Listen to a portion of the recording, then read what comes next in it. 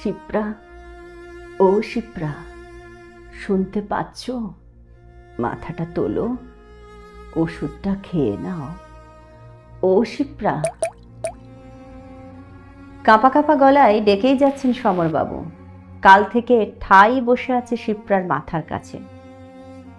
শিপ্রা মানে ওনার বউ, 60 বছরের পুরনো বউ ওনার। কাল অবধিও কথা বলছিল, কিন্তু আজ সকাল থেকেই ডাকলে ছাড়া কিচ্ছুটি বলছেন না, চোখ দুটো বুজে রেখেছেন। হাসপাতাল থেকে বলেছিল বাড়াবাড়ি যখন একজন থাকতে পারবেন। একজনই তো আছে, শিপ্রার সমর। ছেলে মেয়ে সবাই ভিজিটিং আওয়ার্সে এসে ভিড় করে, কিন্তু বাকি সময়টা ওই সমরই সম্বল।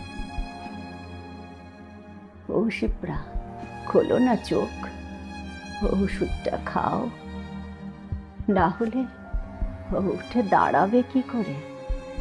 বাড়ি কিভাবে নিয়ে যাব তোমায়? কথাগুলো বলতে গিয়ে গলা কেঁপে যাচ্ছে বারবার সমরের। ভিড় কেটে গেলে বাকিটা সময় তো একসাথেই থাকতে চেয়েছিলেন উনি, কিন্তু শিপ্রার সময় কোথায়? ছেলে মেয়ের খাওয়া, পড়াশুনো, নাম যশ শেষে যখন একটু ফুরসত পাওয়া গেল, বৌমা মালবিকা এসে কোলে তুলে দিল ফুটফুটে নাতিটিকে। যেন এইটুকু মা হিসাবে ওর দায়িত্ব ছিল। যথেষ্ট সচ্ছল পরিবার সমরের, না করলেও হতো চাকরিটা মালবিকার, কিন্তু কে বলবে আর কে শুনবে? একজনকে দায়িত্ব দিয়ে এনেছিল মালবিকা ছেলের দেখাশোনা করার জন্য, কিন্তু ঠাকুমা কি করে পারেন নাতিকে বাইরের লোকের হাতে তুলে দিতে? তাই তো অসময়েও এত পরিশ্রম। বয়সের তুলনায় সত্যি বেশি বয়স্ক লাগে শিপ্রাকে এখন। কত বলতেন সমর, নিজেকে একটু সাজিয়ে গুছিয়ে রাখো, তোমাকে নিয়ে তো বাইরে বেরোনো যাবে না আর। সমর বোঝেননি সাজগোজটা ওনার ওপরে নয়, ভেতর থেকে দরকার ছিল। এত খাটনির সমানুপাতিক পুষ্টিটা তো দরকার। সংসার, ছেলে মেয়ে সব সামলে ক্লান্ত শরীরে রাত্রে দুটো মুড়ি খেয়ে শুয়ে পড়ত। সমরের চোখে সেসব পড়লেও নজরে পড়েনি, আর নজরে যখন পড়েছে ততদিনে পুষ্টি গ্রহণ করার ক্ষমতা হারিয়েছে শিপ্রার শরীর। অনেক বুঝিয়েছেন সমর, শিপ্রা মুখ হলো মালবিকাকে বলো যে তুমি আর টানতে পারছো না। সেটাও পারেনি শিপ্রা।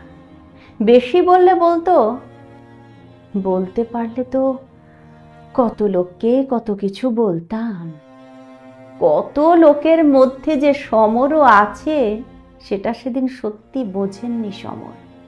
সত্যি তো নিশ্চিন্তে অফিস করেছে, বন্ধুদের তাসের আড্ডায় সময় কাটিয়েছে, সাহিত্য চর্চা করেছে। খালি চোখে তো শিপ্রাকে সুন্দর পরিপাটিই লাগতো। বিকেলে অফিস থেকে ফিরে সমর দেখতেন ওর থেকে 12 বছরের ছোট্ট শিপ্রার কেমন ভারিক্কি এসেছে শরীরে। স্নান সেরে এক মুখ পান নিয়ে কি সুন্দর বিছানায় উঠে বসে টিভি দেখছে। কি করে জানবে ফুলে যাওয়া, ফ্যাকাশে হওয়ার আরেকটা নাম রক্তাল্পতা? মনে হতো ওর থেকে বড় সুখী আর কে আছে পৃথিবীতে। অফিস থেকে ফিরে ওর সেই সুখ দেখে নিশ্চিন্তে তাসের আড্ডায় যেতেন সমর। কোনোদিনও কোনো অসুবিধার কথা বলেনি শিপ্রা। তাই হয়তো সমর হাওয়ায় গা ভাসিয়ে কাটিয়ে দিয়েছে ওর চাকরি জীবনের দিনগুলো। শিপ্রা, ওঠো, ওষুধটা খাও, আর কত অভিমান করে থাকবে, ওঠো। শিপ্রার মাথায় হাত বোলাতে বোলাতে বলেই যাচ্ছে সমর। শিপ্রা কখনো বলছে, কখনো পাত্তাও দিচ্ছে না। এখন বোধহয় শিপ্রারই সময়, তাই কি অবলীলা এড়িয়ে যাচ্ছে সমরকে, যেমন ভাবে এতদিন সমরও এড়িয়ে গেছিল শিপ্রাকে। ও শিপ্রা, অমন করছো কেন? ও শিপ্রা, নার্স দেখুন না কি হলো শিপ্রার। ও নার্স। বয়সকালে বোধ হয় এমনটাই হয়, গলায় জোর কমে কান্না বেরিয়ে আসে। শিপ্রার শ্বাসকষ্ট দেখে এখন এরকমটাই হচ্ছে সমরের।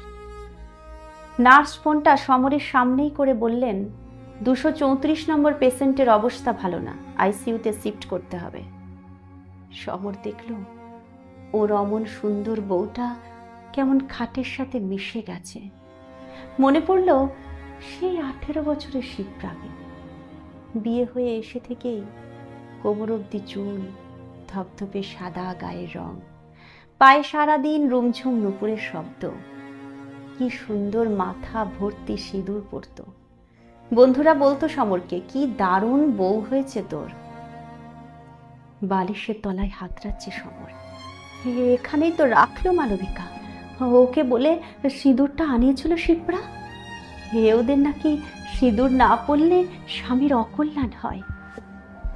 আচ্ছা, সমর এখন কি করলে শিপ্রার কল্যাণ করতে পারবে? কখনো তো ভাবেইনি এটা। ও মরতে মরতে এটা ভাবছে যে ও সিঁদুর না পড়লে সমরের অকল্যাণ হবে। মেসমশাই, আপনি একটু শান্ত হয়ে বসুন, আমাদের কাজ করতে দিন। পারলে ছেলে মেয়েদের খবর দিন, কিছু সিদ্ধান্ত নিতে ওনাদের দরকার। নার্সের হালকা ধমকে সরতে গিয়ে পাতলা বালিশের তলাতেই হঠাৎ হাতে পেয়ে গেল সিঁদুরের কৌটোটা। মুঠো করে নিয়ে রাঙিয়ে দিল শিপ্রার ফ্যাকাশে সিঁথিতে। ভাঙা গলাতেই বলল, তুমি না ফিরলে আমার কল্যাণ হবে না, তাই আমার কল্যাণে এটা তোমায় পড়ালাম। আধ বোঝা অবস্থাতেই শিপ্রা চোখ দুটো খুলল একবার। মুহূর্তটাই যেন এমন, যে কোনো মেয়ের একদম হৃদয়ে গিয়ে ধরা দেয়। শিপ্রাকে নিয়ে চলে গেল। দাঁড়িয়ে দেখছে সমর, কি সাংঘাতিক একা লাগছে। মনে হচ্ছে একটা হাত চলে গেল। অথচ ছেলে মেয়ে হয়ে যাওয়ার পর খুব টান ছিল না দুজনের, একটু ছাড়া ছাড়াই থাকতো দুজনে। পাশের টুলটায় বসে পড়ল সমর। কত স্মৃতি মনে পড়ছে, টুকটুকে বউ, খুনসুটি। ছেলেকে কোলে নিতে পারত না শিপ্রা। সমরের মাথায় কত সুন্দর তেল মালিশ করে দিত। তারপর প্রথম পাবদা মাছের ঝোল, সব মাছ এমন ভেজেছে যে সেগুলো ঝোলে পড়েও শিরদাঁড়া সোজা করেছিল সেদিন। মাছগুলোর কথা মনে পড়তেই হেসে ফেলল সমর, সাথে দুফোঁটা জলও বেয়ে এলো গালে। স্মৃতির সাথে দুঃখগুলো পিলপিল করে আসছে আজ। জীবনভর অনেক সুখ থাকলেও ছুঁতে পারছে না সমরকে। ফিরে এসো শিপ্রা, ফিরে এসো, অনেকটা যত্ন বাকি আছে, দিতে হবে তোমাকে, না হলে। নিজের মনেই বলে কেঁদে ফেলল সমর। এ যাওয়াই শেষ যাওয়া নয়, ফিরে তো আসতেই হবে শিপ্রাকে। সমরের থেকে অনেকটা যত্ন পাওয়া বাকি আছে ওনার। শেষ বয়সে এসে এটাই তো প্রাপ্তি।